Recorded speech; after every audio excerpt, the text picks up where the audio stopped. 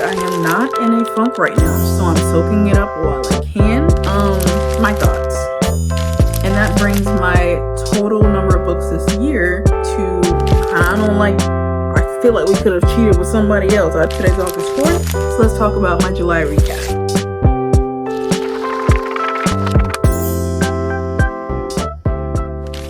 Hi, hello, it's MissTyraB, and welcome back to my channel. Now imagine me setting up and doing that yesterday, and then walking away and not filming yesterday. So yes, here I am to actually record this video. Today's August 4th, so let's talk about my July recap. Before we get started, a few bookish house rules over here. Not all 5 stars are created equal. Audiobooks are real books, and if you think they're not, you're ableist. We do not bash the author, ever. Now let's move on. Let's start with some stats. I read 11 books this month. Thank you. That is more than I usually have been doing these last couple of months. And I do think it got kind of out of control at some point. That brings my total number of books read this year to 48. My yearly goal is 52 books. And so 48 out of 52 books have been read, putting me at 92% of the way through my goal. And you didn't hear it from me, but between July 31st and August 4th, I'm already like 3 more books closer to the end. So I predict that I will read a total of 80 books this year. Still, like that is my prediction. Now oh my god, I've been doing all that. I have not been using my microphone. So editing, Tyra, work hard. All right, back to it. The first book I read in July is Frequent Fliers by Noué Kirwan. I talked about this book in my mid-year freakout tag because it was the book that I had just picked up, and I finished that in July. I rated Frequent Fliers a 3.25 stars, and I have notes. I have notes. While in the airport on the way to reunite with family in England and her childhood crush, who happens to be marrying her cousin, Lainey is more than a little skeptical about how she's going to handle the whole maid of honor duties, not to mention the additional task of being best mate to Jonah, aka her longtime crush. On this trip, she is seated next to Dr. Ridley Aronson, a widower and a single father. Over the next several hours, she finds herself befriending that handsome stranger, with the possibilities of where this could go being quite literally in the air. And there's a lot of back and forth flying in this, so it's dual POV. My thoughts. Like I said, I rated this a 3.25 stars. And I remember there were 2 things that really stood out to me. It was really hard to keep up with like who is related to who, especially on Dr. Ridley's side. It took me literally like over half the book to really understand what his co-parenting situation was. So, pay attention to that. Apparently, there's a lot of names. And a lot of people are related to each other. That's a lot. That was kind of a lot. Otherwise, I think Lainey's really entitled, unfortunately. She's very woe is me. Hey, we at some point, like what would make you think that everybody's they're not faking. The families were pretty dysfunctional as well. There were a lot of people involved and a lot of people were dysfunctional. And I always kind of like I'll never like actually ding a book, but I'm not a fan of books that are set during COVID times or like right after COVID times. And it's like really built into the story. And it's like a big part of it, of why people act the way they do. But I get it. It's modern. I get it. That's fine. Would I recommend this book? Yes or no? I'd say yes. My next read for July is Ride With Me by Simone Soltani. I rated this book a 4.75. Baby, I was locked in, okay? This is number 2 in a book series. The first book is called Cross the Line, and I did read that last year already. A marriage of convenience threatens to go off track in this steamy Formula One romance from best-selling author of Cross the Line, Simone Soltani. you've got me. You've got me locked in. I don't know nothing about Formula One, but I really did enjoy the first book. And I happened to like think about the first book and be like, I wonder if the next book is like out already. And I think it had just come out like a week before. And so I was ready.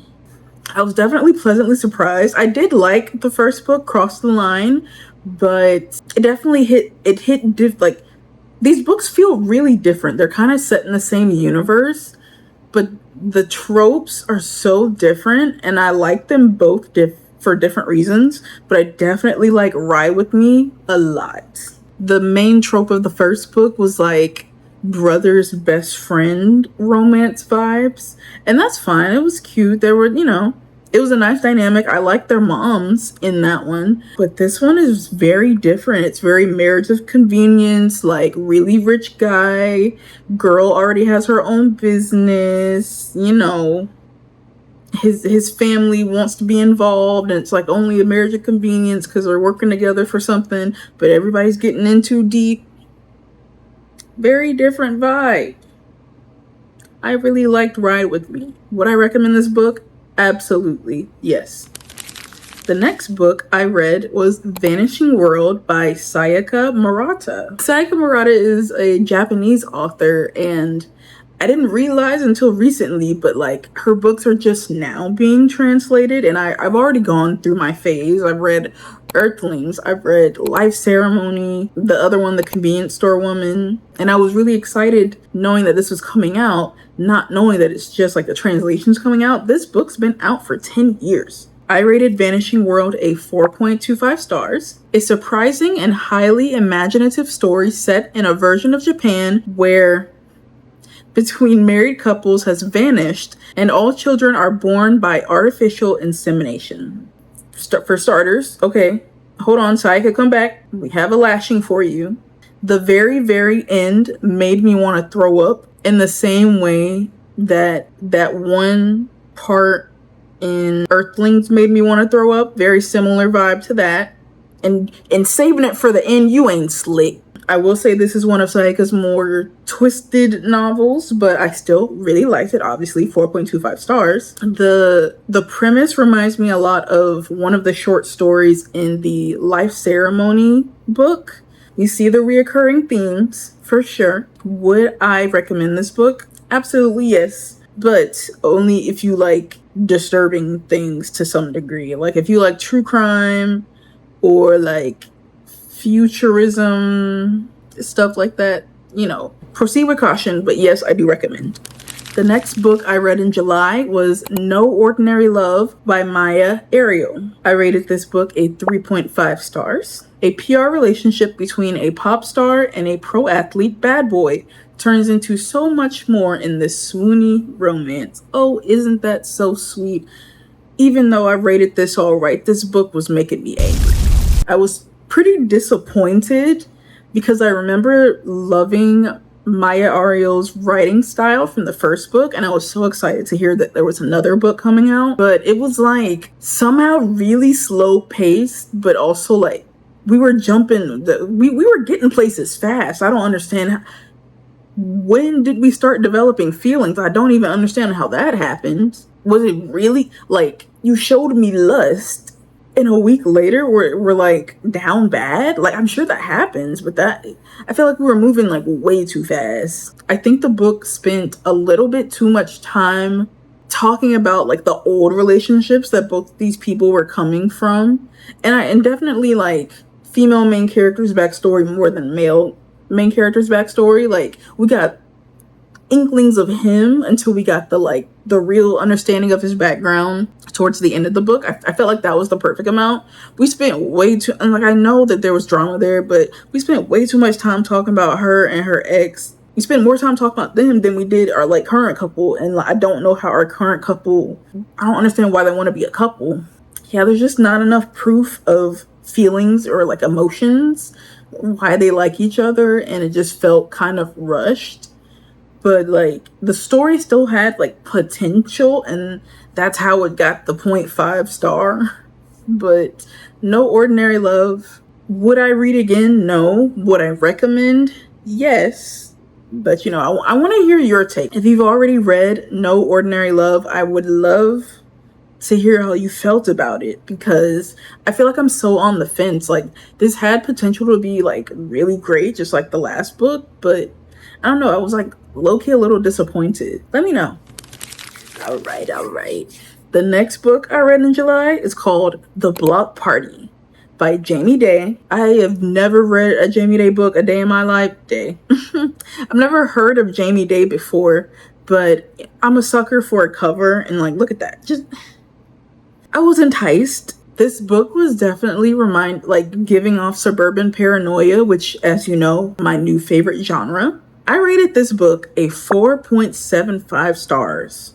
And I only took off that 0.25 stars because, like, all right now, all right. I feel like we could have cheated with somebody else. I get that that's part of the plot, but like, I don't know about the minor stuff. The residents of the exclusive cul-de-sac on Alton Road are entangled in a web of secrets and scandal utterly unknown to the outside world, and even to each other. On the night of the annual summer block party, there has been a murder. But who did it and why takes the readers back 1 year earlier as rivals and betrayals unfold, discovering that the real danger lies within their own block, and nothing and no one is ever as it seems.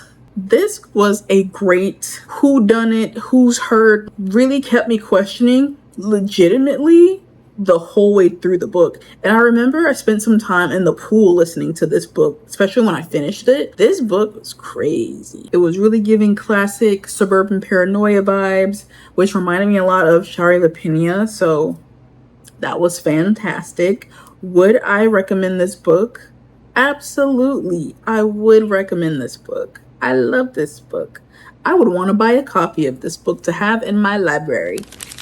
The next book I read in July, His Only Wife by Adzo Medie. I gave this book a 4.5 stars. Very nice, very lovely.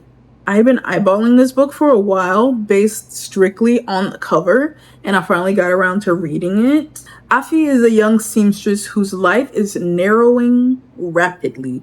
She lives in a small town in Ghana with her widowed mother, spending much of her time in her Uncle Pius's house with his many wives and children.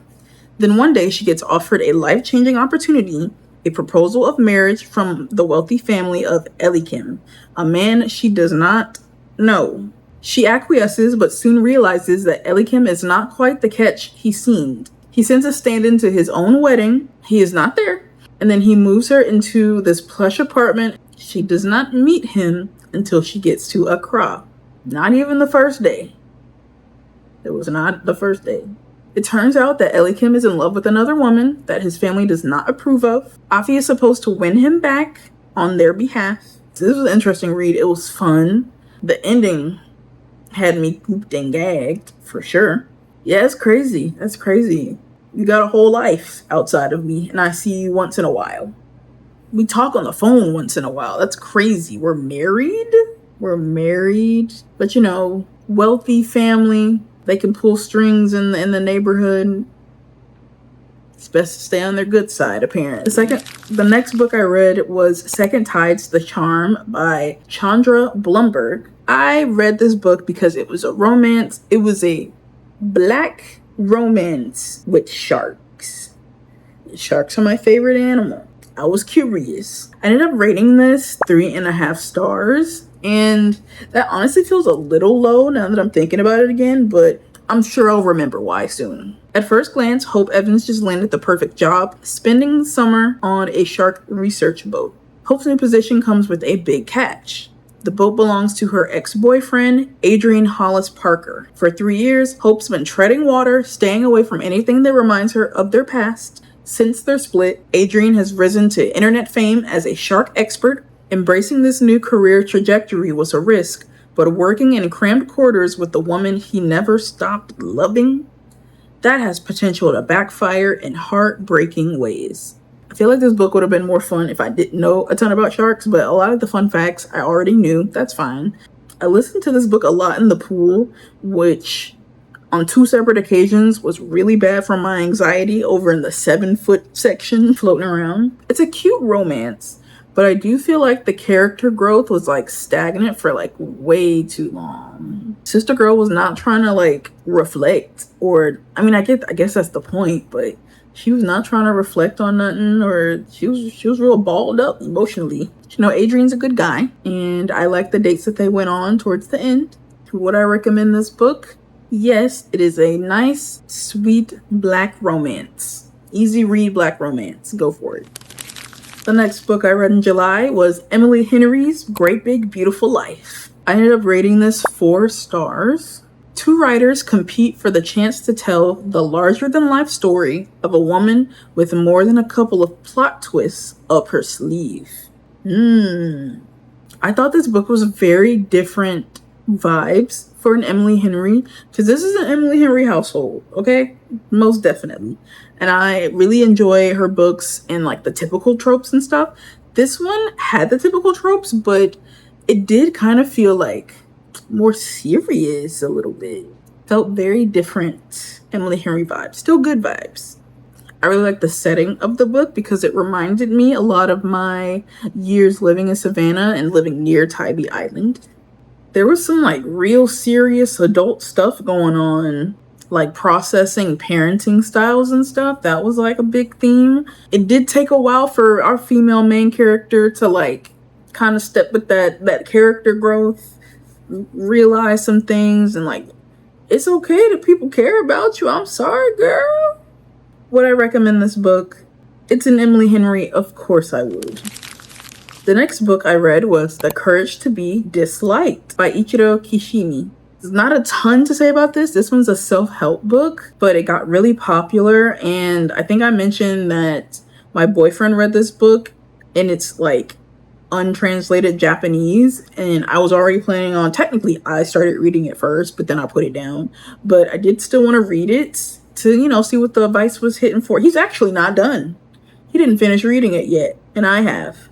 But he's also reading it in another language. I rated this book a 3.5 stars. This is a decent self-help book to kind of like encourage you to not do things out of like, even broken down to just like actual social norms. It's a decent self-help book with some decent tips. I would recommend, you know, it for anybody who would be interested in that. The last little bit turned into word salad. I felt like we were talking in circles. Maybe it's the translation, I don't know. But the next book I read was Fake It Till You Bake It by Jamie Wesley. This is a reread for me, and I genuinely think that it's my first reread besides like textbooks. That don't count. The first time I read it, I wasn't using Fable or Storygraph yet. I couldn't do the fractions of stars yet. But on Goodreads, I did rate this a 4-star originally. But I do remember thinking that I wanted to give it a 3.5 star, but I didn't want to round down because that didn't feel fair. And so I rounded up to a 4. I think I'm still on par compared to what I thought the first time I read it. A reality star and a cupcake baking football player, that sounds like an insult, pretend to be a couple in order to save his bakery. Like I said, I think this is my first reread. I specifically remember reading this. It wasn't Vlogmas, was it? I think it was Vlogmas. Yeah, I was reading this last Vlogmas. I don't really reread books. I usually don't have a reason to, because there's so many books out there for me to read. I want to read them all. I can't spend time rereading a book for pleasure. But I reread Fake It Till You Bake It for a work project, so keep an eye out for that. I still really like this book, and so this time I rated it at 3.75 stars. So, you know, reading it again, I guess, you know, bumped it up, you know, a 1/4 star. All right. I really like the second book in the series as well, and I'm waiting for the third. Jamie Wesley. There's 3 football players. Come. I do think that our female main character needed that wake-up call. But she was going through a lot with the whole TV show thing.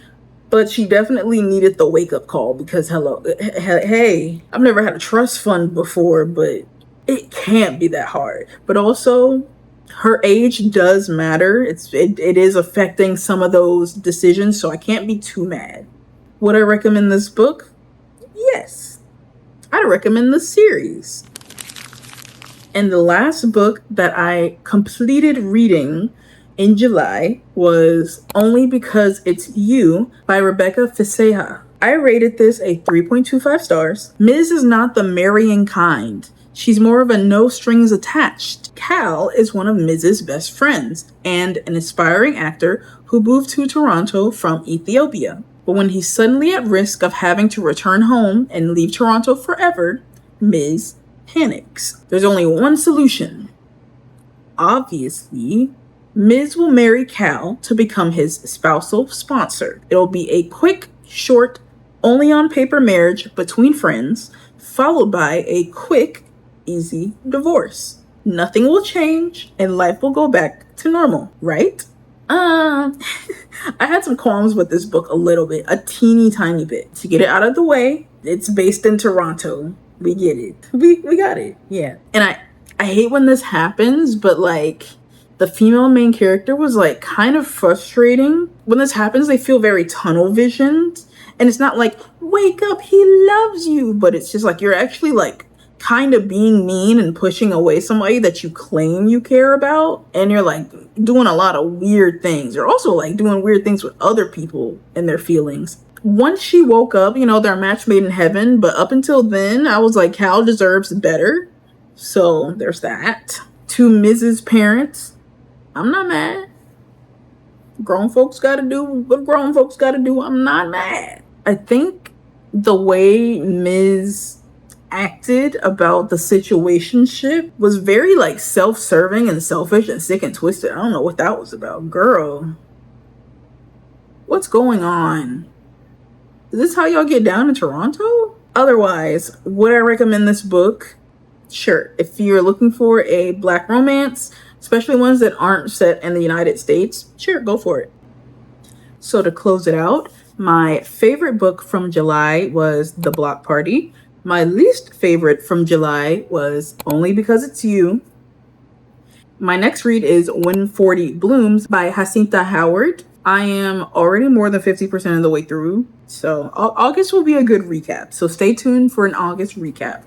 Some personal bookish updates. I joined Readin' Magazine's summer reading program. It's a bunch of reading prompts for July and August. I think I've completed like 10 of the prompts already out of the 31. So I'm really gonna buckle down in August to make sure I finish as much as I can, because I'm competitive like that. And stay tuned because I'm filming a bookish vlog this week. And thank you so much for watching today's video. Follow me on Goodreads. We can be friends on Goodreads and Fable and Storygraph if you want. Follow me on Instagram and TikTok as well. And I think that is it for today's video. Don't forget to make yourself proud today. Thank you for coming. Make sure you subscribe. Let me know down below any book recommendations you have. Anything you read in July, anything you recommend reading in August because it's still summer vibes. Let me know your thoughts if you've read any of the books that I talked about today. And don't forget to make yourself proud today. Bye.